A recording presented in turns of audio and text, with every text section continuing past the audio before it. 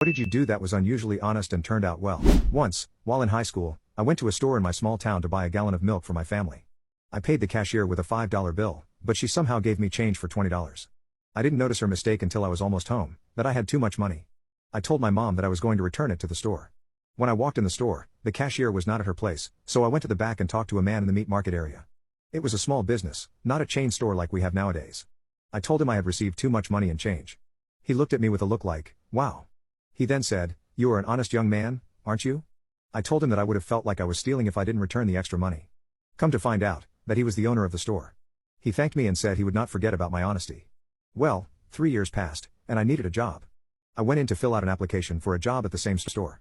When I asked for an application at the front counter, the owner came out of the meat market area and asked if he could help me with anything. I asked him for a job application. He said, "You are hired, can you start tomorrow?" Now, it was my turn to have a wild look on my face. He told me that he remembered me from when I returned the extra money. So, by not keeping $17 3 years earlier, I made way more money for 3 years while I went to work there after high school. He also trained me to be a butcher. Does pay to be honest.